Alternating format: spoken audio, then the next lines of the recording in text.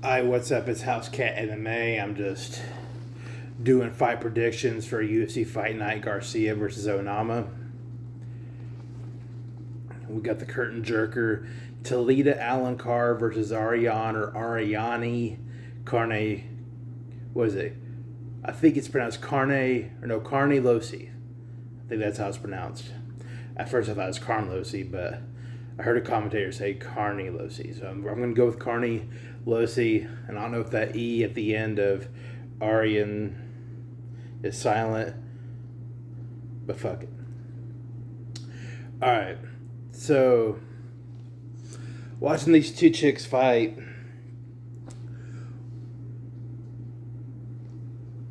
Talita Alencar, she's a decent grappler.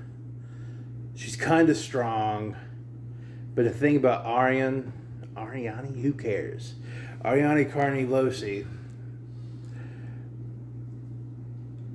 she's so strong.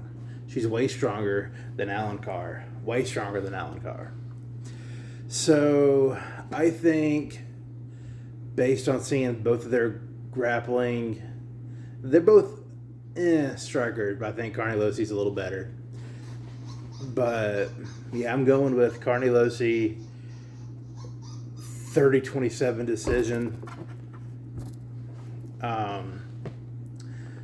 Nothing crazy, just I think that Carne Losi's going to muscle her around a little bit. Next up, we got Philip Rowe versus Kosi Quinn. That might be how you pronounce it. So when I first saw this, and I was kind of watching both of them, I was kind of like, oh, Philip Rowe all the way. But due to the recent wave of Asian guys coming into the UFC and wrecking shop a little bit, just a little bit. They don't completely wreck shop, but they wreck shop a little bit until they get, and they might get a spot in the top 15, and then they get humbled by a guy ranked like number 9 or 10, maybe even 11. That's kind of been happening, and that might be a little bit of what we got going on here with Kosi Quinn. But I'm going to go with my boy Philip Rowe, and I think Philip Rowe's going to get it done. And I think he's going to get it done in the third round, and I think it's possible that he could get a finish here. I think he might be a little more physically strong than Kosi Quinn. And I can just see him eking out. I can also see him eking out a split decision.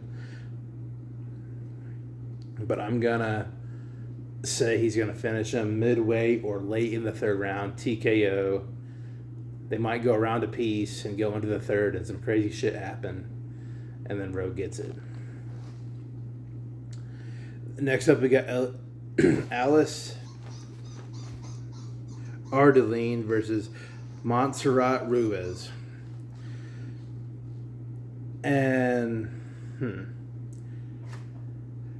that's not too hard to call. I think Montserrat Ruiz is gonna get it done pretty tough. Because the thing about Ardeline is she's kind of easy to take down, and she's not that hard to keep down. She's a tough girl, but she's not, like I said, not too hard to take down, not very hard to keep down. So, and Ruiz is a bulldog. Ruiz is like the female Sean Shirt.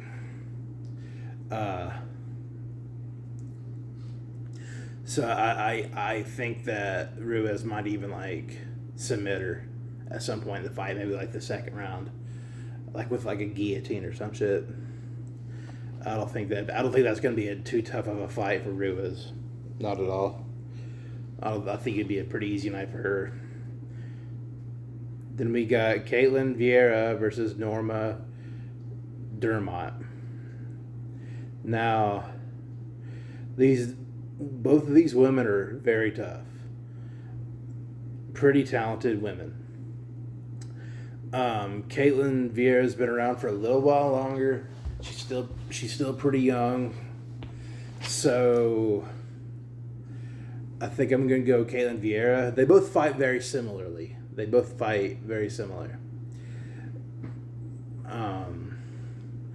I think Vieira is like a tad bigger. She might be like 6, maybe 7 pounds heavier than her Dermot on Fight Night. So I don't see Dermot really doing too much with her, but I don't think it's going to be complete domination on Vieira's behalf. But I see Vieira maybe getting her down on the ground a couple times, maybe outstriking her a little bit, but yeah, I think 30-27 Vieira. And then, so this is a crazy one. Dante Johnson versus Cedriques Dumas. Now, that's tough because Dante Johnson is like a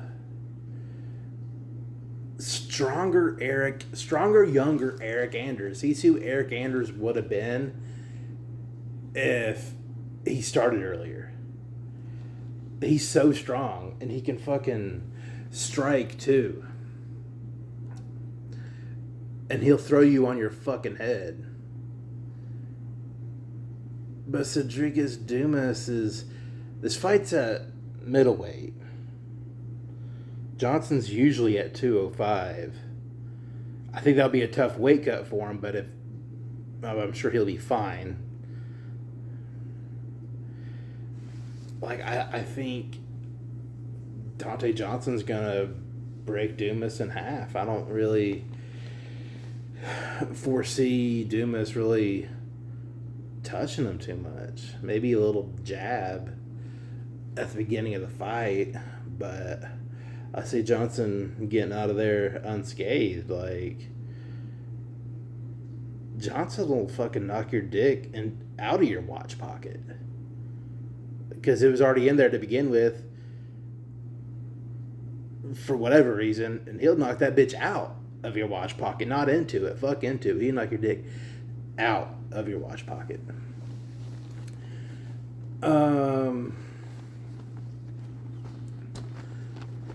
So now we got, so Johnson knockout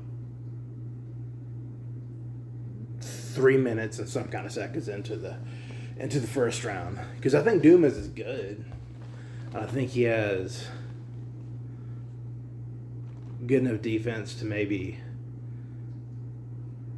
keep Johnson at bay a little bit, but Johnson's just he's too explosive. It's crazy how explosive that young man is. Next up, we got Timothy Kuamba versus Lee Chang-ho. And again, it's this wave of Asian guys that come into the UFC and they wreck a little shop, and they might get a spot in the top 15 and get humbled by a guy in the top 10. I mean, shout out to Do Ho Choi.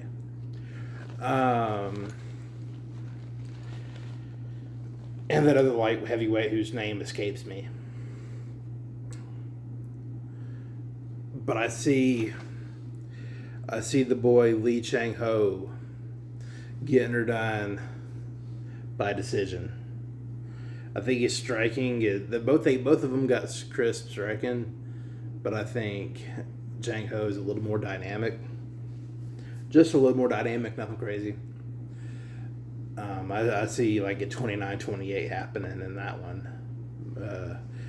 Chang-ho's going to win that one. I'm not too impressed with Timothy Kuamba. So Chang-ho. Then next up we got Billy Elikana versus Kevin Christian. So Billy Elikana, he's not a giant light heavyweight. Not big at all. Not the smallest, like not Lyoto Machida small, but not big. But he's very Max Holloway-esque with the way he strikes. And by that I mean just kind of long. And if you get a hold of him, he's kind of strong. And he'll knock your nose to the back of your fucking head. So yeah, I see Alicante getting it done against the one they call Kevin Christian. Because Kevin Christian, I mean, he would knock the piss out of me, but Hodor, my cat, is a burden to production. You were being such a good boy the first 11 minutes of this video.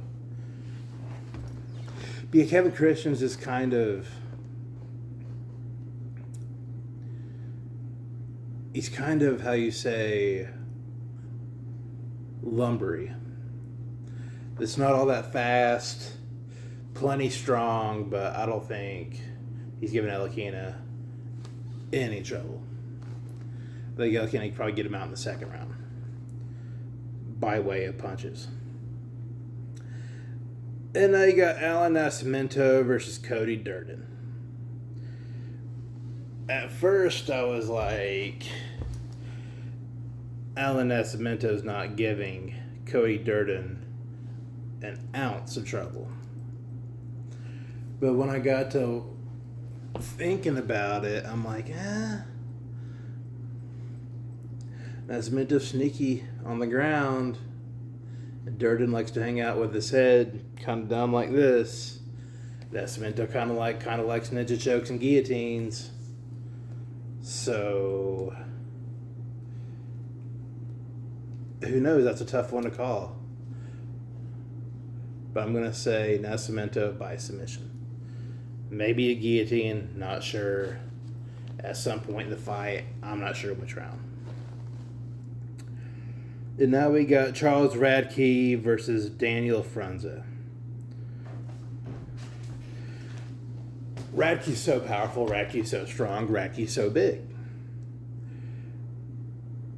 Daniel Frunze is not really... He's powerful, but he's not small. I'm sure he's pretty strong. Stronger than me, probably. So I'm going to go Radke, obviously. Frunze's not giving him any problems. I just think that because Radke can kind of strike and he'll throw you on your head, and I don't see anybody outside of the top 15 at welterweight really being able to handle it too tough. Hodor, I got production going on here.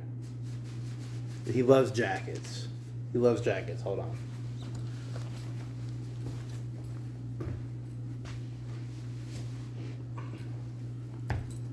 You gotta be a good boy during production. You gotta be a good boy. But yeah, he's so big for welterweight, and I just don't see him losing to a guy who's just kind of so like Frunze. But I'm sure Frunze's tough. I mean, I watched him fight. He's a tough guy. He knocked a guy out one time. The next up, you got Isaac Dulgarian versus Yadir Del Val. Both of these guys are very similar. Yeah, buddy, just lay there. Both these guys are very similar. And the way they fight, I think Yadir Del Val is a little more technically sound on the ground, but they both got a pretty good ground game. And Duval's 9-0, and Dulgarian whichever one, is 7-1. But I see Del Val winning a closely contested split decision of sorts. I think it might be. There's a candidate for fight of the night. I think that might be it.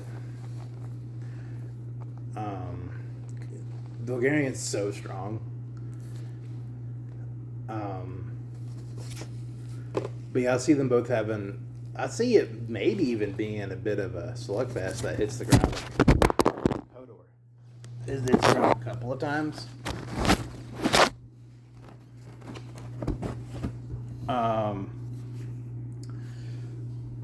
But yeah, Duval by closely contested. Hodor, you piece of shit. Hodor. I'm putting this on YouTube either way. Okay, so... God, you are a menace, buddy. God, where was I? Hodor, you made me lose my train of thought. I just got off work. I was writing this shit on a napkin at work. Sia Duval, split decision or something of the sort. Now we got Jeremiah Wells versus Thimba Garembo. Hodor, my boy, don't eat that.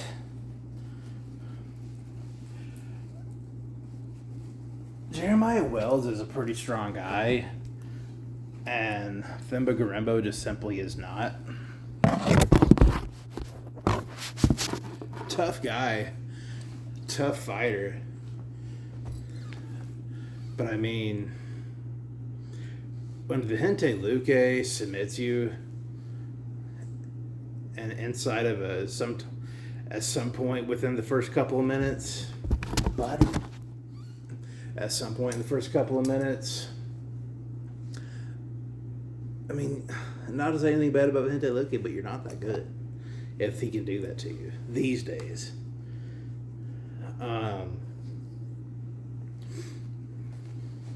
So I'm going to say Jeremiah Wells.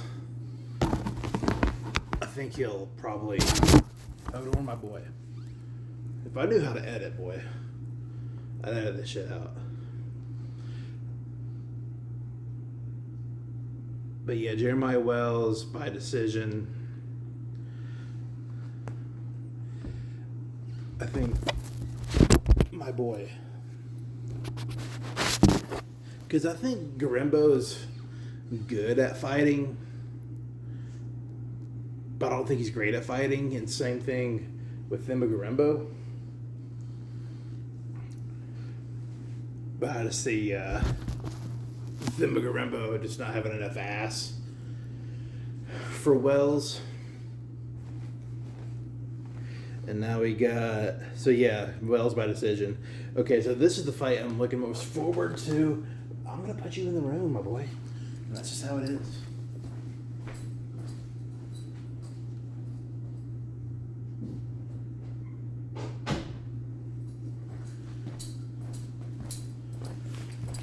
Alright, sorry about that. Yeah, I was looking most forward to this fight. Waldo Cortez Acosta versus Ante Delija. Waldo Cortez Acosta is very good. But something just tells me that Ante Delija is just... I think he's going to do cool shit in the UFC. And I think along with that cool shit means he's going to beat Waldo Cortez Acosta. So... Plus, Ante Delija is 6'5", and that means something. 6'5", 240, 250, somewhere in there. I don't see Waldo Cortez Acosta really doing much with him on the feet. I don't see him taking Ante down. And I think Ante's better than we think. I mean, he knocked out Marcin Tybura. I mean, Marcin Tybura is the fucking toughest heavyweight of our time. I mean, that's just how it is. So yeah, Ante Delija, maybe, I'm going to say first round knockout. I think Ante Delija is that good. I mean, he knocked out Marcin Tybura, for fuck's sake. He knocked out Marcin Tybura. I mean, okay. Now we got Steve Garcia versus David Onama. Main event. 145 pounds. They both are coming off big wins. Onama coming off a win against Giga Chikadze. And Garcia coming off a win against Calvin Kattar. Or Qatar, however you want to say it. I like to say guitar, but people say Kattar. I don't know.